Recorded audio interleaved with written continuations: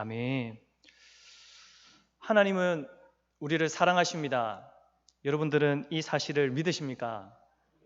그런데 말입니다. 이 말라기 선지자가 살던 시대에 하나님의 백성들은요, 하나님의 이 사랑을 의심했습니다. 오늘 저희가 읽은 본문은 아니지만 말라기 1장 2절 말씀을 보시면 이런 말씀이 있습니다. 여호와께서 이르시되 내가 너희를 사랑하였노라 하나 너희는 이르기를 주께서 어떻게 우리를 사랑하셨나이까 하는도다. 여러분, 이스라엘 백성들이 왜 이런 말을 했을까요? 이들은 예루살렘의 성전이 다시 세워지면 지금 포로기가 이제 후반기 때 끝이 나고 이제 성전이 이미 이제 세워지고 있는 상황입니다. 그 성전이 세워지면 이전의 영광을 다시 맛볼 것이라 기대했던 것 같습니다.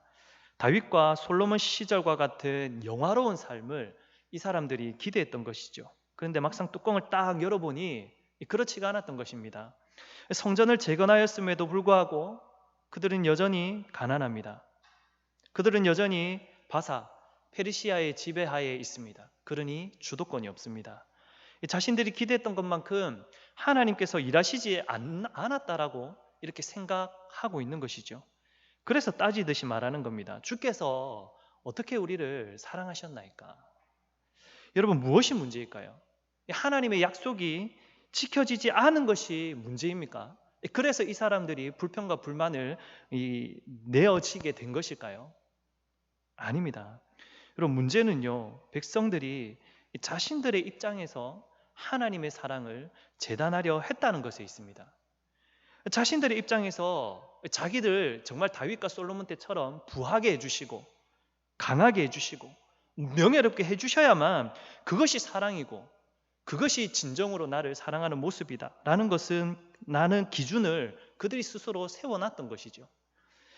그런데 그렇게 되지 않으니 하나님을 향하여 언제 나를 사랑했느냐, 그렇게 따지는 것입니다. 하나님의 백성들이 하나님의 사랑을 깨닫지 못하고 이 죄악된 길로 들어설 때 가장 먼저 타락하는 것이 예배의 모습이거든요.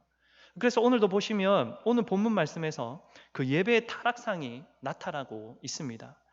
오늘 본문을 통해서 성전 재건 이 시대에 이 이스라엘 백성들이 어떻게 예배했는지를 살펴보면서 우리는 이 말씀을 통해 어떻게 예배하며 살아가야 하는지를 깨닫는 귀한 시간이 되기를 바라면서 오늘 이 말씀을 전하도록 하겠습니다. 여러분, 오늘 본문에서 하나님께서는요, 말라기 선지자를 통하여 어떤 모습들이 타락한 예배의 모습이었다고 우리에게 알려주고 있습니까? 그 첫 번째로는 하나님을 경외함이 없는 예배를 한다는 것입니다. 6절에 하나님께서 이렇게 물으시죠. 내 이름을 멸시하는 제사장들아, 너희는 어찌하여 나를 공경하거나 경외하는 마음이 없는 것이냐? 내가 너희의 아버지가 되고 내가 너희의 주인인데 어찌하여 합당한 모습으로 섬기지 않느냐? 이렇게 물으시자 오히려 그들이 하나님께 되묻습니다. 아니, 우리가 언제 어떻게 주님의 이름을 멸시했다는 것입니까? 우리는 한다고 하지 않았습니까? 하나님이 이렇게 저희를 대우하시면 정말 섭섭합니다. 그런 뉘앙스가 있는 대답이 나타납니다. 여러분, 이들이 얼마나 영적으로 무뎌져 있는지를 그들의 대답을 통해 우리는 알 수 있는 것이죠. 여러분, 이들이 자신이 있는 위치를 제대로 알고 있었다면 감히 이런 대답을 하지 못했을 것입니다. 여러분, 사도 바울이 자신을 가리켜 무엇이라고 했냐면 죄인 중에 괴수라고 했습니다. 여러분, 이것은 자신이 하나님 앞에서 자신의 모습을 비추어 보았더니 자신에게서는 바르고 의로운 모습이 조금이라도 티끌만치도 없었기에 그 사실에 대한 겸손의 표현으로 자신을 죄인 중에 괴수라고 그렇게 한 것이죠. 여러분, 바울은 자신의 입장과 자기 중심적인 판단을 버렸습니다. 하나님 중심으로 하나님 입장에서 나를 바라본 것이죠. 그러더니 나에게는 잘한 것이, 의로운 것이 하나도 없습니다. 그저 내 죄가 너무나 큽니다 라고 고백할 수밖에 없었던 것이죠. 하나님 앞에서 바울과 같이 자기를 부인하고 겸손히 자신을 낮추는 모습이 바로 오늘 본문에 나오는 이 사람들에게는 없었던 것입니다. 여러분, 이들이 얼만큼 하나님을 멸시했는지는 느헤미야 13장 사건을 보시면 더 잘 아실 수 있습니다. 나중에 한번 찾아보십시오. 느헤미야가 성벽을 재건하고 난 뒤에 잠시 바사왕 아다사스다 왕에게 가 있었을 때입니다. 지도자가 잠시 떠난 상황이죠. 성전을 맡았던 제사장 엘리아삽이라는 사람이 있었는데, 이 아십이 암몬 사람 도비아라는 사람과 결탁을 합니다. 이 도비아가 어떤 사람이냐면 사실 이 성전이 재건되는데 방해했던 암몬 사람입니다. 그런데 이 제사장이 도비아와 결탁하고서는 그에게 성전에 있던 큰 방 하나를 그에게 내어줍니다. 쓰라고. 여러분, 그런데 그 방이 어떤 방이었는 줄 아십니까? 그 방은 하나님께 제사 드리기 위해서 준비된 방, 하나님과 제사장을 위한 방이었습니다. 예배를 준비케 하기 위해서요. 그런데 그곳에 그냥 일반인이 들어선 것도 아닙니다. 이방인인데 하나님의 성전이 재건되는 것을 대적했던 대적자가 지금 그 방에 떡하니 자리 잡고 있는 것입니다. 여러분, 이 제사장은 하나님보다 이 도비아를 더 높이고 존중하고 있는 모습을 보인 것이죠. 느헤미야가 다시 돌아와서는 이 더럽혀져 있는 성전과 예배의 모습을 보고 이 도비아를 쫓아내고 성전 밖으로 완전히 쫓아내고는 그 방을 정결케 하고 다시금 하나님의 물건들을 그곳에 갖다 놓아 바른 제사가 드려질 수 있도록 회복시켰습니다. 여러분, 우리 안에는 하나님을 경외하는 마음이 있습니까? 여러분, 주보에 혹시 나와 있는 예배 순서를 자세히 보셨나요? 그 별표는 자리에서 일어서 주시기 바랍니다. 표현 보셨나요? 이제 뒤적어 보시는 분들도 계시긴 한데, 여러분, 이런 표현이 있죠. 근데 이 별표시가 되어 있는 부분에서 일어나지 않습니까? 여러분들은 어떤 자세로 그리고 어떤 의미로 일어서고 계십니까? 그냥 일어나라 하니까 일어서고 계십니까? 아니면 왜 일어나야 되는지 아무런 의미 없이 일어나고 계십니까? 생각해 보셨나요? 여러분, 이것은 법정에서 판사가 들어올 때 모든 사람이 기립하는 것과 같은 의미가 담겨져 있습니다. 여러분, 법정에서 판사가 들어올 때 모든 사람이 기립을 하죠. 왜 합니까? 그 이유는 그 판사의 권위를 존중하고 높이는 의미에서 그렇게 모든 방청객들과 앉아있는 사람들이 기립을 합니다. 여러분, 우리가 예배할 때 첫 순서에 일어서는 것은 우리가 하나님을 맞이하는 행위입니다.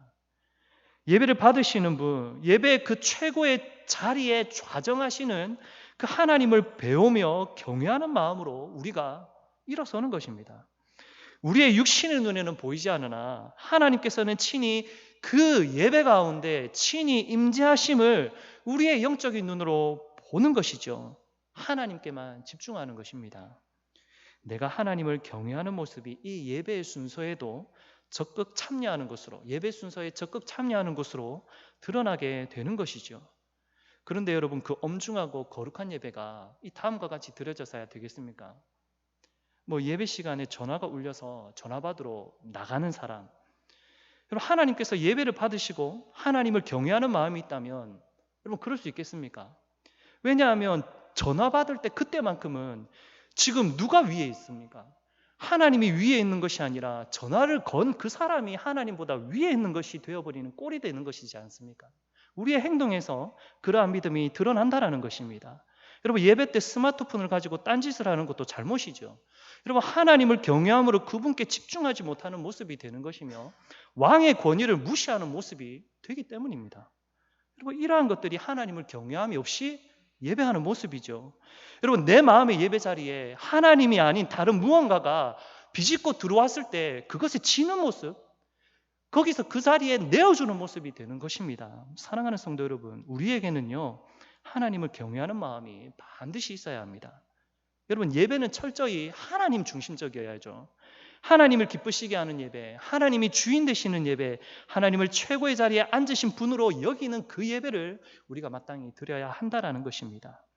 우리의 예배하는 마음 중심에 반드시 하나님이 좌정하여 계시도록 항상 자신을 살펴서 예배할 수 있는 믿음의 성도님들이 다 되시기를 간절히 바랍니다. 타락한 예배의 두 번째 모습은요, 가치 없는 예배를 드린다는 것입니다. 7절에 보시면 제사장들이요, 하나님께 더러운 떡을 제단에 바칩니다. 8절을 보시니까 눈먼 희생제물, 저는 것, 병든 것, 이런 것들을 바칩니다. 13절을 보시니까 심지어 훔친 물건도 바칩니다. 그리고 하나님께서는 백성들에게 분명히 말씀하셨죠. 레위기서에서 말씀하셨습니다. 흠 없는 제물을 바치라고요. 흠 있는 제물을 바치지 말라 하셨습니다. 왜냐하면 흠 있는 것은 하나님을 기쁘시게 하지 못하기 때문이며 하나님이 거룩하신 분이지 않습니까? 하나님께서 거룩하시기 때문에 흠 없는 것을 바치라고 하신 것이죠. 그만큼 하나님을 하나님답게 대우해 드리는 것이 그분의 백성된 자들의 마땅한 도리인 것입니다.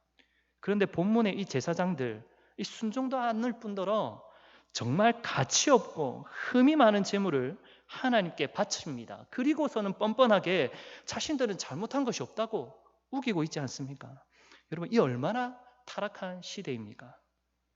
사랑하는 성도 여러분, 우리는 가치 있는 것으로 예배하고 있는가요? 혹시나 헌금을 인색함으로 드리지는 않습니까? 여러분들의 11조 생활은 어떠신가요? 내가 쓸 것 다 쓰고 남은 돈으로 혹시 헌금을 드리지는 않습니까? 주님께 바칠 헌금을 먼저 떼어놓고 자기 쓸 것을 쓰실 수 있는 믿음의 성도님들이 되시기를 바랍니다. 여러분, 시간도 마찬가지죠. 내가 일하고 운동하고 여가 다 보내고 취미생활 할 것 다 하고 남은 시간에 예배하는 그런 성도가 되지 않기를 바랍니다. 젊고 힘 있을 때는 열심히 돈 벌고 마음대로 살다가 늙고 힘 없을 때 예배 드려야겠다. 지금은 공부해야 될 시기니까 잠시 공부에 전념하고 좋은 대학 가면, 아니면 국가고시 시험에 합격하면 그때 가서 예배해야겠다. 여러분, 이런 모습은요, 죽기 전에 예수 믿으면 되지라고 말하는 어리석은 사람들과 다를 바가 무엇이 있겠습니까? 사랑하는 성도 여러분, 우리가 가진 최고의 가치를 하나님께 드릴 수 있어야 합니다. 하나님께서는요, 예수 그리스도의 생명을 우리를 위해 내어 주셨지 않습니까? 세상의 그 어떤 것보다도 비교할 수 없는 가장 가치 있는 것을 우리를 위해 내어 주셨다라니까요. 여러분, 하나님께 제물을 바치려고 안 바치려고 하니 찝찝하고 바치려고 하니 내 코가 석자다, 그런 생각을 가져서는 안 될 것입니다. 여러분, 자신이 가지고 있는 최고의 것으로, 그리고 최선의 것으로, 여러분들이 생각하기에 가장 가치 있는 것으로 하나님께 바치고 드릴 수 있는 저와 여러분들이 다 되실 수 있기를 바랍니다. 여러분, 타락한 예배의 세 번째 모습은요, 지겨운 예배를 한다는 것입니다. 여러분, 13절 말씀을 보시면 너희가 또 말하기를 이 일이 얼마나 번거로운고 하며 콧웃음을 쳤다라고 말씀합니다. 여러분, 이 번거롭다라고 번역된 헬라어 동사가 귀찮다, 피곤하다, 지겹다라는 의미를 가진 단어입니다. 즉, 그들이 제사를 드리는데 그 제사가 매우 귀찮고 피곤하고 너무 지겹다라는 것이죠. 그러니 번거로운 것입니다. 여러분, 성전에서 예배함이 그들에게 큰 기쁨이 되어야 되는데 이 예배가 그들에게는 지겨운 것이 되었다는 것이죠. 여러분, 우리들을 한번 돌아볼 수 있었으면 좋겠습니다. 여러분, 우리의 예배가 정기적으로 드려지니 우리들의 입장에서 이것이 소중한 것이 아니라 지겹고 귀찮은 것이 되어버리지는 않았습니까? 여러분, 사람은 참 이상하죠. 이 처음에 너무나 맛있게 먹었던 음식을 계속 먹으면 어떻게 됩니까? 물리고 질리죠. 아무리 좋은 말도요, 계속 들으면 그것이 충고가 되는 것이 아니라 잔소리가 되지 않습니까? 여러분, 너무나 예쁘고 멋있었던 이 상대방, 내 사랑하는 사람, 여러분, 자꾸 보면 볼수록 식상해지고 지겨워지지 않습니까? 여러분, 사람들은요, 계속해서 반복되어지는 모든 것들에 관해서는 시간이 지날수록 지겨워합니다. 우리의 예배가 그런 식으로 흘러가고 있지는 않는지 우리를 돌아봐야 합니다. 여러분, 이런 모습도 있었습니다. 바벨론 포로기가 끝이 나고요, 하나님의 백성들이 고향 땅으로 돌아가 드디어 70년 만에 성전을 재건하여 하나님 앞에 제대로 된 제사를 드렸습니다. 그 전까지는 제대로 된 제사도 드리지 못했죠. 하지만 그렇게 하나님의 말씀대로 드려지는 제사가, 보십시오, 이들에게는 귀찮고 피곤하고 지겨운 것으로 여겨지고 있다는 것입니다. 아마 이 백성들의 마음에도 문제가 있겠지만 이 70년이라는 긴 시간이 이렇게 만들어버린 원인 중에 또 하나가 되지 않았나 싶습니다. 여러분, 우리가 3년 정도의 코로나 팬데믹을 보내죠. 여러분, 이 시기를 지난 다음 지금 우리의 모습, 예배의 모습 돌아봤으면 좋겠습니다. 이런 힘들고 어려운 시기를 지나면서 여러분, 우리가 예배를 귀찮은 것으로, 지겨운 것으로 여기고 있지는 않습니까? 또한 예배가 지겹다는 이유를 목회자 탓으로 돌리는 성도들도 때때로 보게 되는데, 여러분, 그렇지 않습니다. 물론 그 지적이 100% 틀렸다는 것은 아닙니다. 목회자도 책임을 면할 수는 없겠죠. 여러분, 하지만 여러분 잘 생각해 보십시오. 많은 경우에는요, 바로 내가 예배가 무엇인지를 잘 모르는 경우가 많이 있습니다. 바로 내가 하나님의 말씀을 들을 준비가 되어 있지 않아서 예배를 지겨워하고 힘들어하는 경우가 더 많습니다. 여러분, 특별히 미디어가 발달한 현대 사회에서 예배를 엔터테인먼트처럼 여기는 사람들이 많아졌죠. 그래서 사람들의 니즈를 파악하고 그들의 환심을 끌어야 잘하는 것으로 여기고 그에 맞추어 예배 형식을 만들려는 사람들도 많이 있습니다.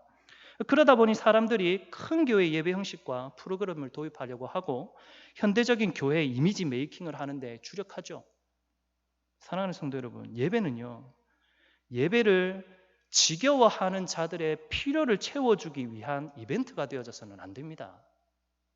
여러분, 오히려 우리들이 드려지는 예배가 과연 성경적으로 드려지는 예배인지, 정말 하나님 중심적으로 드려지는 예배인지, 정말 이 예배를 통하여 하나님 영광 받으시는 현장이 되어지는지를 우리가 살펴보아야 하는 것이죠.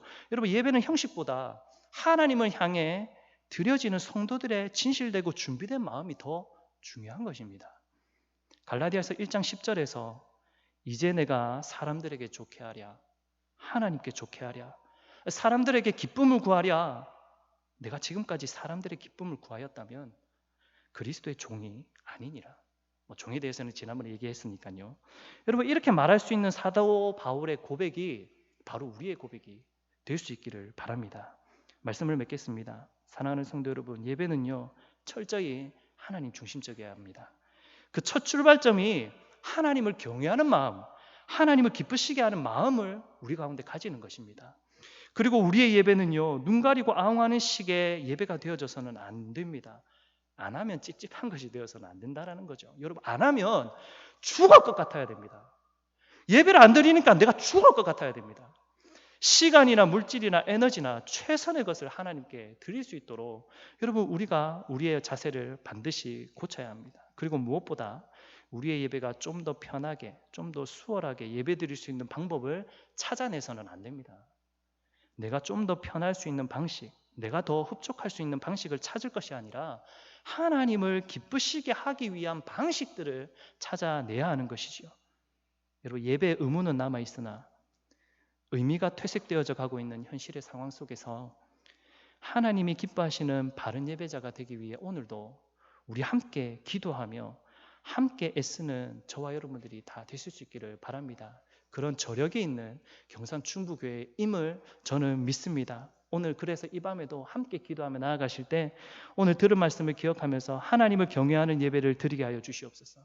나의 최고의 가치를 담은 예배를 드리게 하여 주시옵소서.